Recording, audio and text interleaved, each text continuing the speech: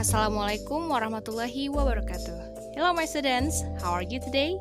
I hope that all of my students are feeling good. Welcome to English class. Before we start our lesson, as usually, let's pray.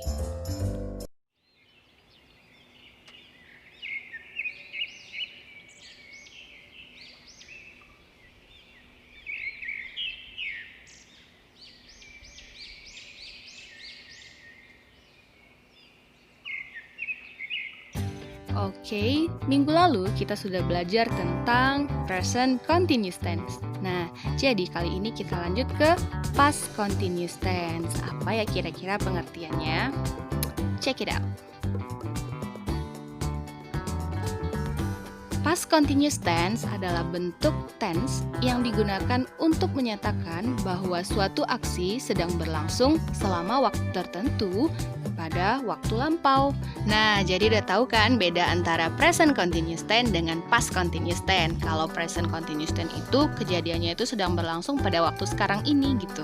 Nah, sedangkan yang past continuous tense berlangsungnya itu pada masa lampau atau sudah lewat, seperti itu ya. Sekarang kita lanjut ke penggunaan past continuous tense. Apa aja ya kegunaannya? Oke, yang pertama itu untuk menunjukkan bahwa suatu aksi dimulai berlangsung dan selesai di masa lalu. Nah, contohnya Ryan was eating lunch at 12.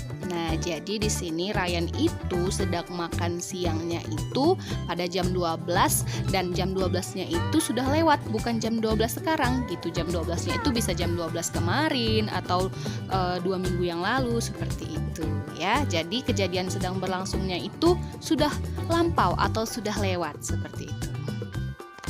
Nah, sekarang kita lanjut yang B untuk menunjukkan bahwa suatu aksi terjadi terlebih dahulu dan masih berlangsung ketika aksi kedua terjadi. Biasanya berpasangan dengan kalimat simple past. Biasanya juga dihubungkan dengan kata when. Nah, kita lihat contohnya ya. Mr.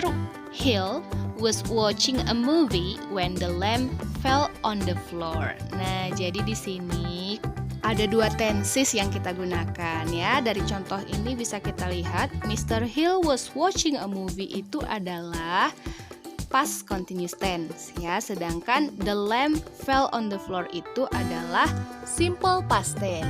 Jadi when itu digunakan untuk menghubungkan kalimat yang tensesnya itu past continuous tense dan simple past tense. Oke? Nah, kegunaan yang ketiga yaitu untuk menunjukkan bahwa dua aksi berlangsung secara bersamaan. Biasanya terdapat dua bentuk past continuous tense dalam kalimatnya. Biasanya juga dihubungkan dengan kata while.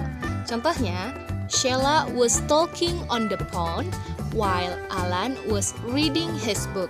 Nah, jadi di sini kalimatnya itu sama-sama past continuous tense dan dihubungkan oleh kata while ya. Jadi beda dengan yang sebelumnya tadi dihubungkan oleh kata when, sedangkan kalau dia terdapat past continuous tense dua-duanya, jadi itu dihubungkan oleh kata while. Oke, sekarang kita lihat rumus dari past continuous tense-nya ya. Di sini ada bentuk kalimat positifnya, kemudian kalimat negatif dan kalimat interrogatifnya. Kita mulai dari kalimat positif. Di sini rumusnya ada subject plus be, was or were, plus present participle, ing. Nah, jadi di sini rumusnya itu ada subject dulu, kemudian plus be, be-nya itu harus was atau were, tidak bisa lagi is mr karena ini sudah dalam bentuk past ya. Kemudian plus verb ing ya, maksudnya ya, present participle ing itu adalah kata kerja yang ditambahkan dengan ing ya. Kita lihat contohnya, yang pertama itu menggunakan to be was, he was sleeping ya. Kemudian yang keduanya itu ada contoh menggunakan to be were, the people were waiting. Oke. Kalau yang was digunakan untuk orang ketiga tunggal, he, she, it. Kemudian kalau yang were itu untuk orang pertama ataupun kedua gitu ya. Di sini ada the people gitu, orang-orang ya. Kita lanjut ke kalimat negatif.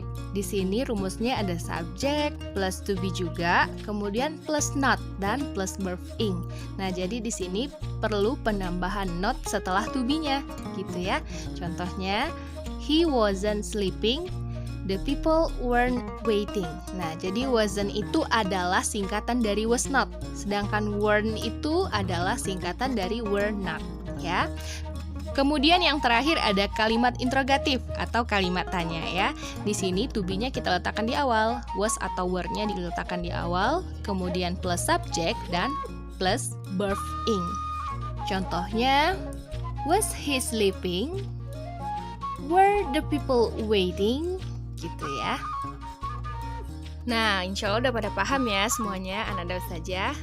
For your assignment, untuk tugasnya Ustazah akan bagikan link Google Form, kemudian nanti kalian jawab pertanyaan yang ada di sana. Oke, Ustazah sangat sekali berharap kepada Ananda Ustazah semuanya untuk memperhatikan, mendengarkan ketika Ustazah menjelaskan ini ya, dan catat poin-poinnya. Oke?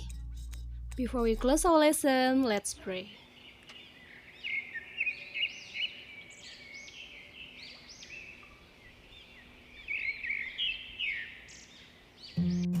Okay, that's all for today. Thank you for your attention. Assalamualaikum warahmatullahi wabarakatuh. See you, my students.